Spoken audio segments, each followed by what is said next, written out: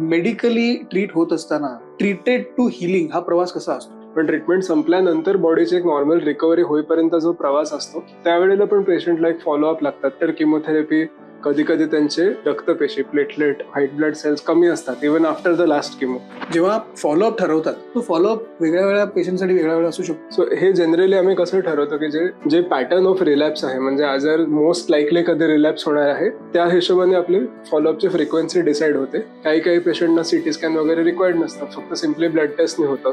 तो आता ट्रीटमेंट संपल्यानंतर मुवमेंट आणि फिजिकल रिहॅबिलिटेशनचा तुमच्या सेल्युलर आणि इम्युन लेवल कसा इम्पॅक्ट? सो मे बी आपल्याला मायक्रोस्कोपिकली ते क्वांटिफाय नाही करता येत. If you speak to the patient who has been taking these treatments regularly and also maintaining a good healthy level of physical activity, basic morning walk even during their chemo, even after their chemo, एक फरक आपल्याला जाणवतो.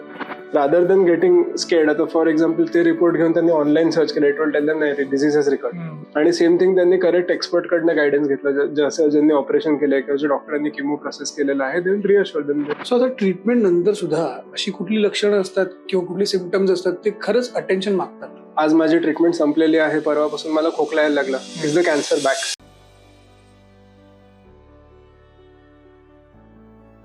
Cancer treatment खरं तर शेवटच्या किमो सायकलला किंवा final scan clear आला की संपत नाही. अनेक रुग्णांसाठी त्यानंतर सगळ्यात कठीण टप्पा सुरू होतो, बिईंग ट्रीटेड मधून learning how to live again या प्रवासाचा. रिलॅप्सची भीती, रिपोर्ट समजून न येणं, शरीरात राहिलेले बदल आणि सतत मनात एक येत राहणारा प्रश्न की मी खरंच ठीक आहे. आज आपण ह्याच इनव्हिजिबल फेज बद्दल बोलणार आहोत, हिलिंग, सर्व्हायव्हरशिप आणि नॉर्मल लाईफकडे भावनिकरित्या परत जाण्याबद्दल. आपल्यासोबत आहेत doctor Arnav from Mumbai onco care centre Vile Parle, ज्यांनी अनेक रुग्णांबरोबर हा प्रवास डॉक्टर म्हणून नाही तर एक साथीदार म्हणून अनुभवलेला आहे. आणि ही चर्चा फक्त शरीराची रिकव्हरी बद्दल नाही तर एक आयडेंटिटी, कॉन्फिडन्स आणि पीस ऑफ माइंड परत मिळवण्याबद्दल आहे. तर चला सुरू करूया. Thank you so much doctor for being with us today. आणि आपण आज सर्व्हायव्हरशिप आणि रिलॅप्स या गोष्टीबद्दल बोलणार आहोत. सो मेडिकली ट्रीट होत असताना ट्रीटेड टू हिलिंग हा प्रवास कसा असतो? हा खूप महत्वाचा प्रश्न आहे आणि खूप चांगली गोष्ट आहे की तुम्ही हे टॉपिक घेतलेलं आहे. सो कसं असतं की आपल्याला इव्हन ॲज डॉक्टर्स कधी कधी वाटतं की ट्रीटमेंट संपली and we are so happy, treatment पूर्ण झाली, पेशंट पण खुश असतात. पण ट्रीटमेंट संपल्यानंतर बॉडीची एक नॉर्मल रिकव्हरी होईपर्यंत जो प्रवास असतो त्यावेळेला पण पेशंटला एक फॉलोअप लागतात. कधी कधी समजा पेशंटचे ऑपरेशन झालेले असतात तर सर्जरीच्या साईटला काही पेन असतात, तिथे जसं कुठली आपल्याला जखम लागली त्याच्या हिलिंगला वेळ लागतो, तसं पेशंटला त्यांच्या ऑपरेशन नंतर एक हिलिंग आणि नॉर्मल रिकव्हरीला वेळ लागतो. सेकंडली आफ्टर किमोथेरपी कधी कधी त्यांचे रक्तपेशी प्लेटलेट व्हाईट ब्लड सेल्स कमी असतात इव्हन आफ्टर द लास्ट किमो. काही आठवड्यांपुरतं आम्हाला फॉलोअप करायला लागते, की इन्फेक्शनची रिस्क राहते, ब्लिडिंगची रिस्क राहते. या सगळ्या गोष्टींची काळजी व्यवस्थित घेतली तर मग पुढे patient can live a good normal life. Correct. So we have to make sure that till the treatment is complete and till the required follow-up is also complete, the patient is in our contact. Right. Many times काय होतं, patients are so eager की treatment संपली पाहिजे, and we can also understand that because they are going through such a difficult phase की आज last किमो असेल तर उद्याचं त्यांचं तिकीट बुक असतं गावी जाण्याचं. आणि then to so we try our best की फ्रॉम द बिगिनिंग आम्ही एक्सप्लेन करतो की इव्हन तुमच्या लास्ट डोस नंतर एवढे दिवस तरी तुम्हाला थांबायचंय, आम्हाला भेटून मग जायचंय, so that we know that they are safe and well recover. Right.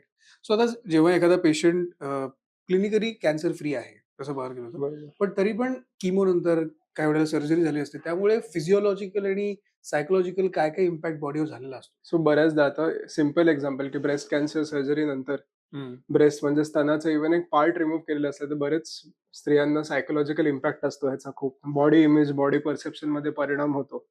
तरी आताच्या नवीन टेक्नॉलॉजीज प्रमाणे रिकन्स्ट्रक्टिव्ह सर्जरी असतात, ब्रेस्ट कन्झर्वेशन असतं. सो हे आपल्याला ओव्हरकम करता येतं, पण ह्या विचाराच्या भीतीनेच बऱ्याचदा पेशंट ट्रीटमेंटच नाकारतात. Right. Not even reaching the stage of completing treatment and survivorship, कारण त्यांना कम्प्लीट नॉलेज नसतं की Fear of आपल्याला unknown. We don't know what is going on. आणि इव्हन सिम्पल गोष्टीचे डॉक्टरांना सिम्पल वाटतात. फॉर एक्झाम्पल आता कोणाला तरी कोलन कॅन्सर आहे, आतडीचं कॅन्सर आहे, ब्लॉकेज आहे, ते ब्लॉकेज बायपास करायला आपण स्टोमा बॅग अटॅच करतो. Doctors will explain the procedure medically, पण पेशंट्सना त्याच्यात एक स्टिग्मा वाटतो, नाही आम्हाला स्टूल्स एक्सटर्नली पास करायला लागेल, are we dirty, are we going to cause a problem for our family. असं नसतं. पण इव्हन लॉंग टर्म लाईफमध्ये त्यांना थोडंसं माइंडमध्ये राहतं. So it's always important to discuss with the patient, understand what their goal is. Doctors goal is always going to be cure, पण पेशंटचं goal related to their quality of life, related to their social background, and all these things matter very much. So आता treatment नंतर सुद्धा अशी कुठली लक्षणं असतात किंवा कुठली सिम्पटम्स असतात ते खरंच अटेन्शन मागतात? सो आम्ही पेशंटना असं एक्सप्लेन करतो ना, जसं तुम्ही म्हटलं, एक भीतीचं वातावरण असतं आणि एक सायलेंट भीती असते मनात. आज आज माझी ट्रीटमेंट संपलेली आहे, परवापासून मला खोकला यायला लागला, is the cancer back. So त्या भीतीमुळे बऱ्याचदा पेशंट आमच्याकडे इव्हन अर्ली येतात फॉलोअपला. सो आम्ही असं एक्सप्लेन करतो की फर्स्ट अँड फॉरमोस्ट तुमच्या आयुष्यातली प्रत्येक गोष्ट कॅन्सरमुळे होते असं काही नाहीये. बरोबर. जसं तुम्हाला कॅन्सर नव्हता, sometime ago you were absolutely normal, त्यावेळेला तुम्हाला सर्दी खोकला झाला असतं, you would not have panicked. Now because cancer was there once, that becomes the primary focus. पण आम्ही असं एक्सप्लेन करतो की the way you would have been treated normally even before you knew that you have cancer, की आपण एक आपल्या local डॉक्टरकडे जातो, एक बेसिक सिम्टमॅटिक ट्रीटमेंट घेतो किंवा प्रत्येक गोष्टीला मेडिसिन नाही लागत, इव्हन घरगुती गोष्ट, गरम पाणी पिणं, ह्या गोष्टी आपण करतो. Any symptom that is persisting beyond a few weeks or जे वाढतंय, म्हणजे बेसिक ट्रीटमेंट आपले स्वतःचे होम रेमेडीज किंवा डॉक्टरांचे ट्रीटमेंट घेऊन जे वाढतंय, किंवा ऑफकोर्स काही इमिडिएट आणि सिव्हिअर असेल, जसं की सडनली ब्लिडिंग होते, पेशंट अनकॉन्शियस होते, असं काहीतरी होतं, नक्की आपल्याला अटेन्शन सीक केलं पाहिजे. पण एक we go through the same format as before the patient was aware that they have cancer. Systematically आणि स्टेप बाय स्टेप जायचं आपण, आणि we don't panic. As required मग आपण नेक्स्ट रिक्वायर्ड इन्व्हेस्टिगेशन करतो. Correct. We don't jump in that everything is caused by cancer, because most often it is not. Most often it is something very simple. Correct. So it is important for both the patient and the doctor not to panic. So many times we also get sentimental because we all want to do what is best for the patient. So to just keep a calm mind, counsel them properly, explain to them, because relapse possibility असते. So आपण असं नाही म्हणू शकत की it's impossible, but we explain that it is unlikely. Take your normal treatment and then we'll see. We are there for you. So आता जेव्हा oncologist म्हणजे कॅन्सरचे डॉक्टर जेव्हा फॉलोअप ठरवतात, तो फॉलोअप वेगळ्या वेगळ्या पेशंटसाठी वेगळा वेगळा असू शकतो आणि तो कुठल्या बेसिसवर ठरतो? सो हे जनरली आम्ही कसं ठरवतो की जे पॅटर्न ऑफ रिलॅप्स आहे, म्हणजे आजार मोस्ट लाईकली कधी रिलॅप्स होणार आहे, त्या हिशोबाने आपली फॉलोअपची फ्रिक्वेन्सी डिसाईड होते. तर काही आजारांमध्ये आपण फॉलोअपला पूर्ण बॉडीचं सीटी स्कॅन जसं रिक्वायर्ड आहे तसं करतो. काही पेशंटना सीटी स्कॅन वगैरे रिक्वायर्ड नसतं, फक्त सिम्पली ब्लड टेस्टने होतं. जनरली पहिले 2 ते 3 वर्ष, 2 ते 5 वर्ष, depending on the disease, frequency थोडी जास्त असते, कारण most diseases tend to relapse little earlier. Usually ते पहिले काही वर्षांचे कालावधी निघून गेल्यानंतर रिलॅप्सचे चान्सेस प्रपोर्शनेटली कमी होऊन जातात. सो मग आपली फ्रिक्वेन्सी कमी होते. फॉर एक्झाम्पल 1 in 3 months वरनं 1 in 6 months आपल्याला करता येतात. आणि प्रत्येक कॅन्सरच्या फॉलोअपसाठी पण स्टँडर्ड गाईडलाईन्स आहेत. जसे ट्रीटमेंटसाठी स्टँडर्ड गाईडलाईन्स आहेत, तसे फॉलोअपसाठी पण काही इंटरनॅशनल आणि नॅशनल स्टँडर्ड गाईडलाईन्स आहेत. सो आम्ही पण तेच फॉलो करतो. ओके. सो बेसिकली आता जेव्हा रुटीन स्कॅन्स होत असतात, इव्हन आफ्टर तुम्ही कॅन्सर तुमच्या केमोथेरपी झालेली आहे, सगळं झालेलं आहे. स्कॅन्स किंवा ब्लड टेस्ट हे पेशंट्सनी आणि त्यांच्या रिलेटिव्हजनी कसे समजून घ्यावे, जेणेकरून त्यांचं पीस ऑफ माइंड तसं नीट राहील? सो फ्रँकली त्याच्यासाठी आम्ही एकच म्हणतो की involve us in the process. Google करू नका. आम्हाला येऊन भेटा आणि we interpret it together. So there is always a time of anxiety, and that is these things which I have heard from the patient. Scan होईपर्यंत त्यांना भीती असते, रिपोर्ट येईपर्यंत भीती असते, डॉक्टरला भेटेपर्यंत त्यांना भीती असते. Once they hear from us that everything is okay, then they are reassured. So of course it is easier said than done. सगळ्यांना लवकर इच्छा असते की लवकर फाइंड आउट केलं पाहिजे, पण काय असतं की हे जे आता AI चॅटबॉट, ह्या सगळ्या जे एजन्सीज आहेत, त्यांच्याकडे जर कम्प्लीट इन्फॉर्मेशन नसेल तर ते तुम्हाला जे रिप्लाय देतील that is not going to be adequate. वेराज ज्या डॉक्टरने सुरुवातीपासून तुमची ट्रीटमेंट जर्नी पाहिलेली आहे, त्यांच्याकडे ॲडिक्वेट इन्फॉर्मेशन असतं तुम्हाला करेक्टली गाईड करायला. सिम्पल एक्झाम्पल की कधी काही cancer surgeries like ovarian cancer, सर्जरीच्या नंतर सोनोग्राफी केली तर जस्ट गाठी दिसतात, but those are normal post operative finding. So rather than getting scared, आता फॉर एक्झाम्पल ते रिपोर्ट घेऊन त्यांनी ऑनलाईन सर्च केलं, इट विल टेल देम नाही डिझीज इज रिकॉर्ड. आणि सेम थिंग त्यांनी करेक्ट एक्सपर्ट कडनं गायडन्स घेतलं, जसं ज्यांनी ऑपरेशन केलंय किंवा ज्या डॉक्टरांनी किमो प्रोसेस केलेला आहे, they will reassure them, they will tell them this is a normal post operative finding. बरोबर, हे थोड्या वेळाने रिकव्हर होणार आहे, नसेल नाही रिकव्हर झालं तुम्हाला काही प्रॉब्लेम नाही येणार त्याच्यातून. सो हा फरक असतो between mechanical interpretation of the report आणि the nuances which we can add to that because of our medical experience, and more importantly ek experience and understanding of the patient and their journey. That particular patient, not even the scientific understanding, but ह्या particular patient's disease behavior कसं होतं, that is more important. But how to resist this temptation? कारण की as a patient आणि in general आपल्याकडे खूप जास्त means of information आहेत आणि right now with AI, Google वगैरे, वगैरे. How to resist it? Because I am so curious. मला आत्ता रिपोर्ट मिळाला रात्री. मी उद्याच डॉक्टरना भेटणार आहे. बट आत्ता मला जाणून घ्यायचंच आहे. How to resist that? So I frankly, if I was in that position, I would also have that temptation. So none of us are. So we are all human.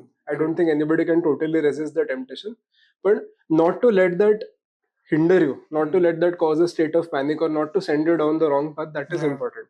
की समजा त्या रिपोर्टने काही गाईड केले कधी कधी that will also guide you correctly. Verify with a doctor before taking the next step. आणि हे आपण प्रत्येक माणूस करू शकतो. Right. Because we know that whatever are Google searches or your chat GPT they have their limitations. So हे जरी आपल्याला माहिती असेल की हे it will may give you a direction, it won't give you the right direction. Right. You need to make sure is the right direction by verifying with your doctor. हे आपल्याला हा चेक पॉईंट तर ठेवलाच पाहिजे. So आता relapse जेव्हा cancer होतो तेव्हा इव्हन तुमची ट्रीटमेंट झाल्यानंतर पण तुम्हाला सतत ती वरी असते की व्हॉट इफ इट रिलॅप्सेस. सो या अनसर्टनिटीशी पेशंट आणि त्याच्या रिलेटिव्हनी कसं डील करावं किंवा कसं कोप करावं? सो एक बेसिक तर गोष्ट असते की आम्ही ॲज पर द डिझीज आणि द स्टेज आम्ही एक्सप्लेन करतो. Usually I personally try to avoid numbers but we give them a probabilistic explanation की these are the odds that you will be well. म्हणजे हे चान्सेस आहेत की तुम्ही बरे झालेले आहात. पण ओव्हर अँड अबव्ह दॅट मी माझ्या साईडने एक ऍड करतो की बघा पहिल्यांदा तुम्हाला जेव्हा आजार झाला तो काही सांगून नाही आलेला. Correct. You were living a normal life आणि अचानक आजार आला. इन द सेम वे जर आजाराला रिलॅप्स व्हायचा असेल तो होणार. it is going to come back. What we have been able to give you through treatment, what you have achieved is that you are back to that normal life which you had before you knew that you have a cancer. Yeah. So what best we can do as patient and doctor is we help you live that life normally. Yeah. कारण finally आपल्याला काय मिळालेलं आहे, how much time each of us none of us know including the doctor. So the time that we have been given आपण we should live that to the fullest. Correct. And try to go back to that mindset before you had the cancer. Right. That is the best that any of us can do. So Murphy's law, whatever can Yes, happen will will happen. happen. So आता treatment संपल्यानंतर movement आणि physical रिहॅबिलिटेशनचा तुमच्या cellular आणि immune लेवलवर कसा impact होतो? So these things at an immune and cellular level far specifically quantifiable नाही राहत, but we have seen not only that these help in the healing, बऱ्याचदा सर्जिकल जे कॉम्प्लिकेशन्स होतात लाईक स्किन टायटनिंग आणि swelling येतात, breast cancer surgery नंतर lymphoedema म्हणतात, म्हणजे त्या साईडच्या हातात स्वेलिंग येतं. हे सगळं रिड्यूस करायला दिस फिजिकल ऍक्टिव्हिटी, रिहॅबिलिटेशन, ज्या फिजिओथेरपी, ह्या सगळ्या गोष्टी खूप इम्पॉर्टंट असतात. And they add to the patient sense of well being. So may be आपल्याला मायक्रोस्कोपिकली ते क्वांटिफाय नाही करतायत, right. But if you speak to the patient who has been taking these treatments regularly and also maintaining a good healthy level of physical activity, basic morning walk, even during their chemo, even after their chemo, एक फरक आपल्याला जाणवतो. So everything is not quantifiable in numbers or black and white, but there is a perceptible difference from the side of the patient and from the side of the doctor. Okay. So as a doctor, reassurance आणि keeping vigilance, how do you हा balance तुम्ही कसा साधता so that patient is not scared also but at the same time he has the peace of mind because whenever I talk to the patients, they always say the way doctor tells me things, the way doctor even smiles goes a long way. You know, it really makes a big difference. Sometimes even we don't realize. I've had this experience that I was having a bad headache, and because I was frowning, the patient felt very upset. She thought something has happened to her. Yeah.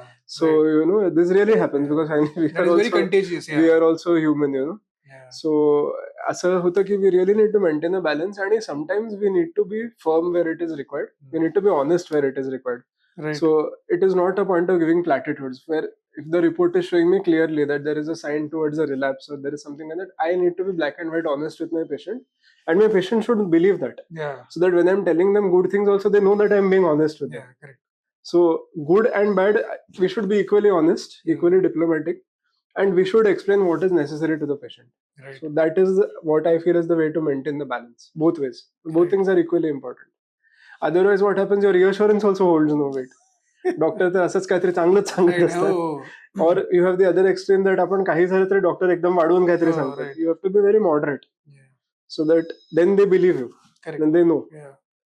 And we should do our due diligence. We should not jump to conclusions. Then we are able to give patients the correct opinion. Correct. So sometimes even patients will एवढे taste का करतात. आणि the other thought process which is very common not only in oncology, एवढे taste करून सगळं negative आलं. But it is that when you are able to systematically rule out all your different possibilities, then you can tell the patient की काही problem Correct. नाही.